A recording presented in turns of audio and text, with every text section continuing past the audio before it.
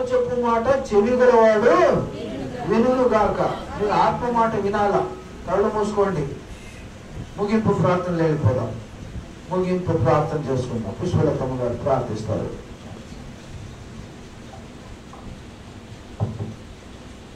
ప్రార్థన చేసుకుందాం. హల్లెలూయా, హల్లెలూయా, హల్లెలూయా. స్తోత్రం దేవా, వందనాలు తండ్రి. సర్వశక్తుడా, సర్వోన్నతుడా, సర్వాధికారి అయిన దేవా, నీకు వందనాలయ్యా. మమ్మల్ని ఎంతగానో ప్రేమించే దేవుడు అయ్యా, నీకు స్తోత్రాలు. నమ్మదగిన వాడు, నమ్మిన వారి చేయి విడువని దేవుడు నీవయ్యా, నీకు స్తోత్రాలు.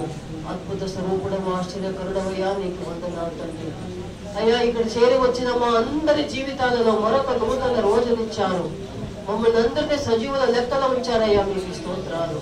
అయ్యా, మరి ఇలాగన మేమందరము అయ్యా చేరుకునే భాగ్యం ఇచ్చారు, మీకు స్తోత్రాలు తండ్రి. విశేషంగా బెంగళూరు నుంచి, మహానగరం నుండి అయ్యా రాయగడకు, రాయగడ నుంచి ఒక సిలువ గ్రామానికి అయ్యా ఈ మీ పాద సన్నిధికి వచ్చి చేరుకునే భాగ్యం ఇచ్చారయ్యా. మరి విశేషంగా అయ్యా